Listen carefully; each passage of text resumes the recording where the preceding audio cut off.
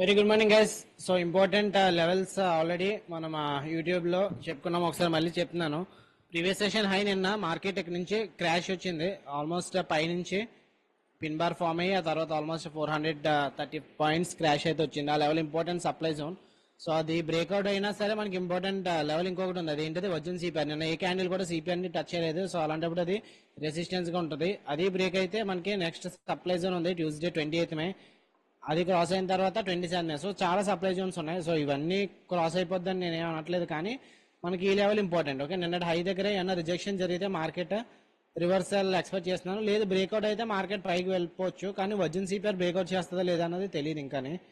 Coming to Nifty అయితే ఈ level turning point. నిన్న ఇది ఇనిషియల్ గా వన్ సపోర్ట్ ఎప్పుడైతే బ్రేక్అవుట్ అయిందో రెసిస్టెన్స్ కింద టర్న్ అయింది. సో ఈ లెవెల్ కొంచెం టర్నింగ్ పాయింట్ ఈ లెవెల్. సో ఇది బ్రేక్అవుట్ అయితే next important resistance supply zone కూడా బ్రేక్అవుట్ అయితే నిఫ్టీకి వర్జిన్ సిపిఆర్ ఉంది. నేను సిపిఆర్ దగ్గర క్యాండిల్స్ ఏం టచ్ అవ్వలేదు.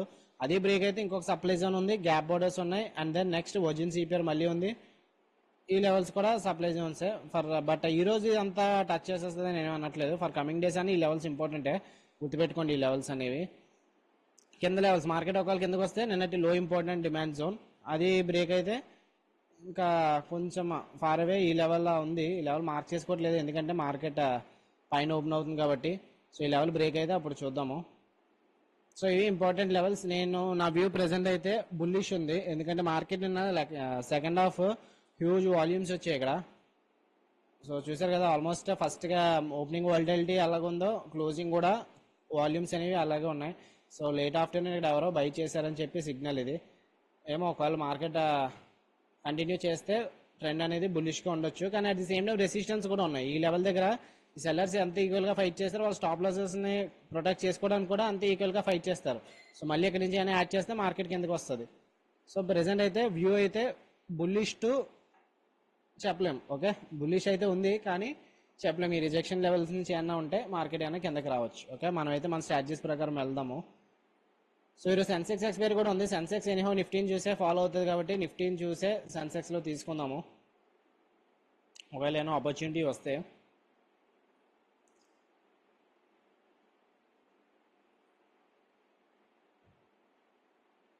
సో టైం అయితే 9:13 అయింది. చూద్దాము, ఇంకొక 2 minutes ఉంది. ఫస్ట్ క్యాండిల్ ఓపెన్ అవుతుంది చూసి ఆ తర్వాత డిస్కస్ చేసుకుందాం. రెండు కూడా రిజెక్షన్ ఏరియా దగ్గర ఉన్నాయి. నిఫ్టీ ఏంటి లెవెల్ ఇంపార్టెంట్ రెసిస్టెన్స్ అని చెప్పి మార్క్ చేస్తున్నాం కదా, బ్లాక్ లెవెల్. సో ఆ రిజెక్షన్ ఉంది. బ్యాంక్ నిఫ్టీ కూడా ఆల్మోస్ట్ సప్లై జోన్ రివర్సల్ దగ్గర వెళ్ళి సెలర్స్ కిందకి పుష్ చేస్తున్నారు. రెండు కూడా రిజెక్షన్ దగ్గర ఉన్నాయి.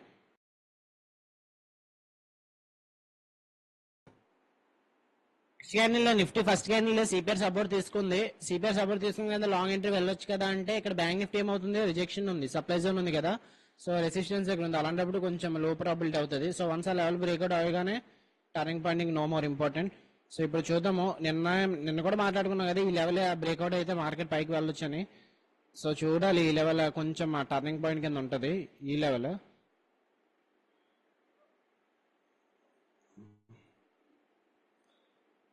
సో ఇది బ్రేక్ అయితే next important resistance supply zone and R1P ఒకటే. బ్యాంక్ నిఫ్టీ అయితే ఇంకా సప్లై జోన్ దగ్గరలోనే ఉంది. సప్లై జోన్ బ్రేక్అవుట్ అయితే మేబీ పైకి వెళ్ళొచ్చేమో. ఈ క్యాండిల్ పైన ఈ R1P పైన క్లోజ్ అయితే లాంగ్ ఎంట్రీ తీసుకుంటాను.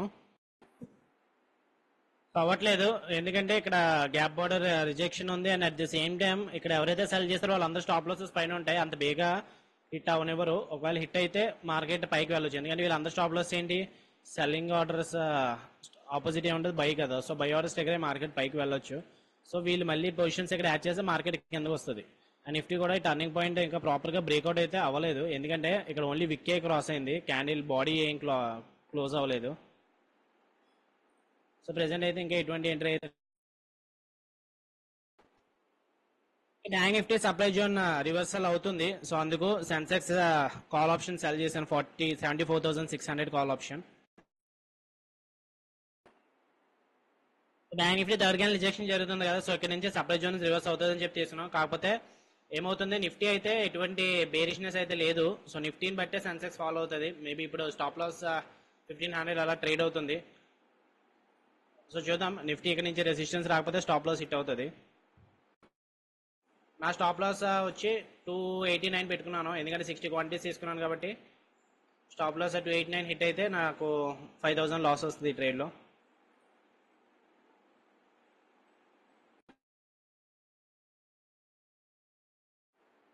బ్యాంక్ నిఫ్టీ బుల్లిష్ గా ఈ లెవెల్ బ్రేక్అవుట్ అయితే బ్యాంక్ నిఫ్టీ పైకి వెళ్ళొచ్చు. సో స్టాప్ లాస్ అప్డేట్ చేసుకుంటాను. ఓకే, సో 2500 రిస్క్ వచ్చేలా పెట్టుకున్నాను, అంటే స్టాప్ లాస్ 247 పెట్టుకున్నాను.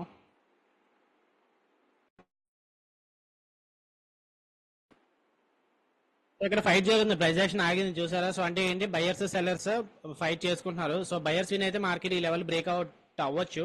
బ్రేక్అవుట్ అయితే కనుక మార్కెట్ పైకి వెళ్తుంది. లేదు సెల్లర్సే కొంచెం అగ్రెసివ్ గా పుష్ చేస్తే మార్కెట్ కిందకి వస్తుంది, అప్పుడు మన ప్రాఫిట్ కూడా వస్తుంది. కానీ ఇక్కడ కొంచెం నారో సిపిఆర్ అండ్ దాన్ని రేంజ్ బ్రేక్అవుట్ అవుతుంది, ఎక్కువ ఛాన్సెస్ ఉంటాయి. కాబట్టి ఈ లెవెల్ బ్రేక్అవుట్ అయితే మేబీ లాంగ్ ఎంట్రీ తీసుకోవచ్చు. కాకపోతే నిఫ్టీ మళ్ళీ ఇప్పుడు సప్లై జోన్ దగ్గరికి వస్తుంది. సో నిఫ్టీ అండ్ కంటిన్యూస్ అసలు రెడ్ క్యాండిల్స్ నిఫ్టీకి స్టార్టింగ్ నుంచి. సో కొంచెం ఆలోచించాలి లాంగ్ ఎంట్రీ వెళ్ళే ముందు.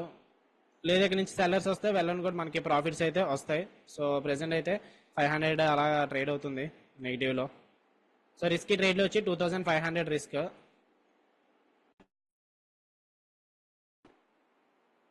ఏమవుతుంది, ఇంప్రెషన్ పైకి వెళ్ళినట్టు వెళ్ళి ఇక్కడ సప్లై జోన్ నుంచి రివర్సల్ అయితే అవుతుంది. కానీ మార్కెట్ ఇంకా తెలియదు మనకి, క్లియర్ కట్ అయితే ఏం లేదు. సో 1000 రూపీస్ లాస్ నుంచి 1000 రూపీస్ ప్రాఫిట్ కి అయితే వచ్చింది. ఈ 20 ఎంఏ ఇంకా ఏమన్నా మళ్ళీ సపోర్ట్ ఇచ్చి మార్కెట్ పైకి పుష్ చేస్తుంది అనుకోండి, మార్కెట్ బుల్లిష్ అన్నట్టే. ఓకే, నిఫ్టీ మనకి ఇక్కడ నుంచి రిజెక్షన్ జరుగుతుంది. ఈ లెవెల్ బ్రేక్అవుట్ అవ్వాలి. ఈ లెవెల్ ఓకే, వన్స్ బ్రేక్అవుట్ అయిపోయిన తర్వాత ఈ లెవెల్ ఇప్పుడు నుంచి మార్కెట్ సిపిఐ దగ్గరికి వస్తే అప్పుడు డేలో సపోర్ట్ ఇస్తుంది.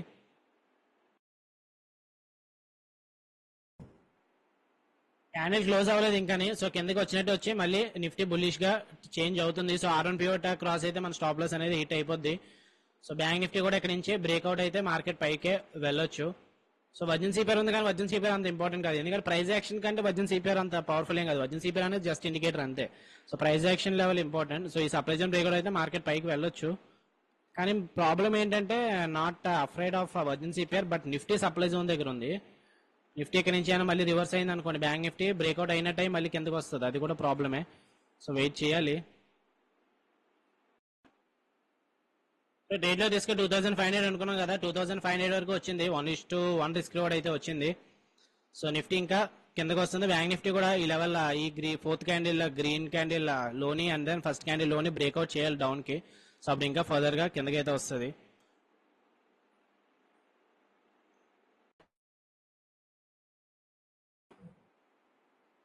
ఫస్ట్ టార్గెట్ అయిపోయింది. ఫస్ట్ టార్గెట్ 150 ఇచ్చాం కదా. సో గ్రూప్ లో 150 హిట్ అయిపోయింది. 150 దగ్గర క్లోజ్ చేసుకుంటా అంటే చేసుకోవచ్చు. 4000 వరకు వచ్చింది. ఆల్మోస్ట్ 1:2 కి దగ్గరగా వచ్చింది ప్రాఫిట్. సో డేలో బ్యాంక్ నిఫ్టీ డేలో important, 20 MA support important. So ఏం చేస్తానంటే స్టాప్ లాస్ కాస్ట్ అప్డేట్ చేసుకుంటున్నాను. సో అఫ్ కోర్స్ ఇంకా వెయిట్ చేయొచ్చు 1:2 కోసం. ఆల్మోస్ట్ 4000 వచ్చింది కదా, మళ్ళీ ఎందుకు. అండ్ డేలో కూడా ఇంపార్టెంట్ సపోర్ట్. అండ్ దెన్ ఈరోజు సిపిఆర్ ఎలా ఉంది, నేరో సిపిఆర్ కదా, ట్రెండింగ్ డే అవ్వచ్చు అనుకుంటున్నాను. సో ఏమో డేలో సపోర్ట్ తీసుకుని మార్కెట్ ఈ లెవెల్ బ్రేక్అవుట్ అయింది అనుకోండి, మార్కెట్ పైకే వెళ్ళొచ్చు. సో 1:2 దగ్గరగా ఉన్నప్పుడు మళ్ళీ ఇంకా వెయిట్ చేయడం కరెక్ట్ కాదు. సో 136 వచ్చింది. ఇంకొక 1000 రూపీస్ వస్తే 1:2 హిట్ అయిపోతుంది అది. లేదంటే ఇప్పుడు కాస్ట్ కి పెట్టుకున్నాను స్టాప్ లాస్. ఓకే, 1:2 వచ్చింది. సో ఎగ్జిట్ అయిపోయాను ట్రేడ్ ని. 5000 ప్రాఫిట్ అయితే వచ్చింది. సో సెన్సెక్స్ ఎందుకు తీసుకున్నాము, సెన్సెక్స్ కూడా సప్లై జోన్ దగ్గర ఉంది. And at the same time bank Nifty కూడా సప్లై జోన్ దగ్గర ఉంది. సో బ్యాంక్ నిఫ్టీని చూసి యాక్చువల్ గా బ్యాంక్ నిఫ్టీలో ట్రేడ్ తీసుకుంటే సిపిఆర్ వరకు వెయిట్ చేయాలి, లేదంటే 1:2 వరకు వెయిట్ చేయాలి. కానీ మనకి సెన్సెక్స్ లో ఆల్రెడీ 1:2 అయితే వచ్చింది కాబట్టి ఎగ్జిట్ అయిపోయాము. హోల్డ్ చేయొచ్చు ట్రేడ్ ని, కాకపోతే మార్కెట్ చెప్పలేము, అంటే వైస్ వర్సా అటు ఇటు ఈక్వల్ గా ఉంది. అండ్ దెన్ నిఫ్టీ కూడా ఇప్పుడు డేలో సపోర్ట్ దగ్గర అయితే రావచ్చు.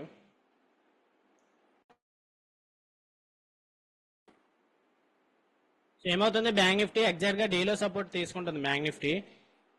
సో కొంచెం రిస్క్ అని చెప్పొచ్చు. సో హోల్డ్ చేస్తుంటే సో ఈ లెవెల్ ఇంపార్టెంట్ చెప్పిన బ్యాంక్ నిఫ్టీ యాక్చువల్ గా ఇందాకే 4th 5th క్యాండిల్ దగ్గర బ్రేక్అవుట్ అయిపోద్ది అనుకున్నాను, కానీ కొంచెం పుల్ బ్యాక్ వచ్చింది. 20 EMA దగ్గర సపోర్ట్ తీసుకొని మార్కెట్ పైకి వెళ్తుంది. సో ఎనీహౌ టైం 9:57 అయింది అంతే. మనకి జస్ట్ 1 అవర్ కూడా అవ్వలేదు, టార్గెట్ అయిపోయింది. ఫస్ట్ ట్రేడ్ 206 దగ్గర సెల్ చేసాము. అండ్ దెన్ 122 దగ్గర తీసుకున్నాము. సో 5000 ప్రాఫిట్ అయితే వచ్చింది. సో ఈ ట్రేడ్ లో రిస్క్ 2500 కాబట్టి 5000 దగ్గర తీసుకున్నాము. అదే రిస్క్ 5000 పెట్టుకుని ఉంటే ఈ ట్రేడ్ లో ఇది 0 అయ్యే వరకు వెయిట్ చేద్దాము. కాకపోతే ఆల్రెడీ 1:2 వచ్చింది కదా. So main I'm worried about risk management అంతే. ఓకే, సో మీరు కూడా ఎగ్జిట్ అయిపోయి ఉంటే వెల్ అండ్ గుడ్. లేదు ట్రైలింగ్ స్టాప్ లాస్ పెట్టుకుంటానంటే రాదర్ దాన్ రిస్కింగ్ మరి ఇంకొక 2500 రిస్క్ పెట్టుకోవడం కంటే మీరు కాస్ట్ స్టాప్ లాస్ పెట్టేసుకున్నారు అనుకోండి, అలాంటప్పుడు మీకు వస్తే ఇంకా ఎక్కువ ప్రాఫిట్స్ వస్తాయి కదా. సో ఓకే, సో టైం అయితే 9:10 అయింది. ఓకే, 9:30 దగ్గర ఆర్డర్ తీసుకున్నాము. విత్ ఇన్ 20 మినిట్స్ అయితే టార్గెట్ అనేది అచీవ్ అయిపోయింది. బ్యాంక్ నిఫ్టీ ఇప్పుడు డేలో సపోర్ట్ దగ్గర ఉంది. డేలో బ్రేక్అవుట్ అయితే మార్కెట్ సిపిఆర్ దగ్గర రావచ్చు. అండ్ నిఫ్టీ కూడా ఒకవేళ ఇక్కడ రిజెక్షన్ అయితే జరుగుతుంది, కానీ డేలో దగ్గరికి సపోర్ట్ వస్తే రావచ్చు. ఐ మీన్ డేలో దగ్గర నుంచి ఏమైనా మళ్ళీ బౌన్స్ అవ్వచ్చు మార్కెట్. ఓకే, సో ఈరోజు చెప్తున్నాను కదా, మరీ బులిష్ అని లేను, బేరిష్ అని లేను. సో గ్రూప్లో టార్గెట్ ఇది 100 అని అప్డేట్ చేసాం కదా. సో 100 వరకు వెయిట్ చేస్తానంటే వెయిట్ చేయండి. లేదు దాని తర్వాత 100కి వచ్చిన తర్వాత మళ్ళీ స్టాప్లో 0గా అయిపోయే వరకు ఉంటానంటే అది ఇంకా బెస్ట్. ఓకే, సో 105కి వచ్చింది. సో ఇంకొక 5 పాయింట్స్ వస్తే మీకు కూడా టార్గెట్ అయిపోయినట్టే. అంటే నేనైతే కొంచెం అడ్వాన్స్గా ఇంటి తీసుకున్నాను కదా, గ్రూప్లో పోస్ట్ చేసే టైంకి అది 200 దగ్గర ఉంది. నేనైతే 206 దగ్గర తీసుకున్నాను. సో ఓకే, టార్గెట్ అయిపోయింది, 100 అయిపోయింది, హిట్ అయిపోయింది. సో టార్గెట్ సెకండ్ టార్గెట్ కూడా అయిపోయింది మీకు. సో ఎగ్జిట్ అయిపోవచ్చు సెన్సెక్స్ ఎవరన్నా ట్రేడ్ తీసుకొని ఉంటే. సో ఏమైనా డౌట్స్ ఉంటే నన్ను అడగొచ్చు. సెషన్ అనేది క్లోజ్ చేద్దాము.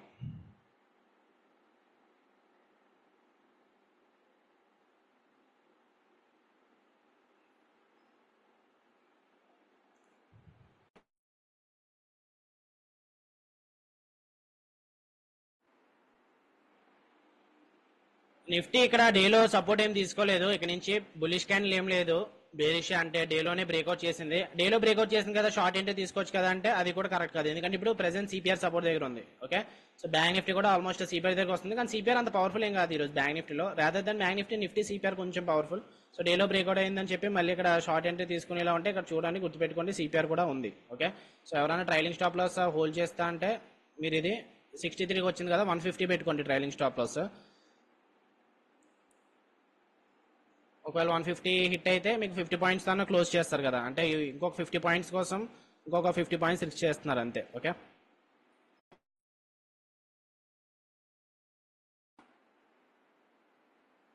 ఓకే గైస్, అయితే సో ఇక్కడ నిఫ్టీ అయితే సపోర్ట్ తీసుకుంటుంది, సిపిఆర్ సపోర్ట్, కానీ ప్రాపర్ గా బులిష్ క్యాండిల్ లేదు. అండ్ బ్యాంక్ నిఫ్టీ అయితే బేరిష్ గా ఉంది. బ్యాంక్ నిఫ్టీ సిపిఆర్ దగ్గరికి వస్తున్నా సరే ఇక్కడ నుంచి ఏమన్నా పుల్ బ్యాక్ వస్తే మార్కెట్ పైకి వెళ్తుంది. And at the same time చూడాలి, మార్కెట్ ఇక్కడ నుంచి అగ్రెసివ్ గా బేరిష్నెస్ ఫామ్ అయింది కదా. సో సిపిఆర్ అనేది ఈ క్యాండిల్ కానీ సిపిఆర్ కానీ బ్రేక్అవుట్ అయితే మార్కెట్ మేబీ పైకి వెళ్తే వెళ్ళొచ్చేమో, కానీ బ్యాంక్ నిఫ్టీ బేరిష్గా ఉంటే నిఫ్టీ కూడా రివర్స్ అవుతుంది. So anyhow, so done for the day. ఎటువంటి ఎంట్రీ అయితే తీసుకోవట్లేదు. 10:15 అయింది టైమ్, 1 అవర్ అయింది మార్కెట్ ఓపెన్ అయ్యి. సో డేని క్లోజ్ చేస్తున్నాను 5000 ప్రాఫిట్తో క్లోజ్ చేస్తున్నాను. సో అఫ్ కోర్స్ ఈ ప్రాఫిట్స్ అయితే తక్కువ వచ్చాయి, ఎందుకంటే రిస్క్ బట్టి ప్రాఫిట్ కదా. రిస్క్ ఈ ట్రేడ్లో ఒకవేళ పోయింటే 2500 పోతుంది కదా. సో ప్రాఫిట్ కూడా 5000 వచ్చింది. అండ్ టిల్ డేట్ అయితే మనం గ్రీన్లోనే ఉన్నాము. అండ్ ట్రెండింగ్ డే అవుతుంది అని చెప్పి అనుకున్నాం కదా ఈరోజు. సో ట్రెండింగ్ డే ఈ లెవెల్లో బ్రేక్అవుట్ అవ్వాలి. డే హై బ్రేక్అవుట్ అయితే మార్కెట్ పైకి వెళ్ళొచ్చు, కానీ అట్ ది సేమ్ టైం మళ్ళీ సప్లై జోన్ ఉంది కదా నిఫ్టీకి. సో నిఫ్టీకి సప్లై జోన్ ఉంది, వర్జిన్ సిపిఆర్ ఉంది. బ్యాంక్ నిఫ్టీలో అయితే ఇంకా ఏం లేదు, మార్కెట్ నారో సిపిఆర్ కూడా ఒక్కొక్కసారి సపోర్ట్ ఏమి ఇవ్వదు. కిందకు వచ్చేస్తే ఈ లెవెల్ వరకు ఇంకెటువంటి సపోర్ట్ అయితే లేదు. Okay, okay guys, then bye, see you in the Monday and happy weekend. Okay bye. ఇది ఎవరైనా హోల్డ్ చేస్తుంటే ఇది ఒకవేళ 50 క్రాస్ అయింది అనుకోండి, స్టాప్ లాస్ మార్చుకోండి. ఓకే, 50 క్రాస్ అయితే 75 లేదా 100 పెట్టుకోవడం చూడండి హోల్డ్ చేస్తే. ఓకే, లేదు క్లోజ్ చేస్తే 1:2 వచ్చింది కదా అని చెప్పి క్లోజ్ చేస్తే that's very good. Okay guys, bye.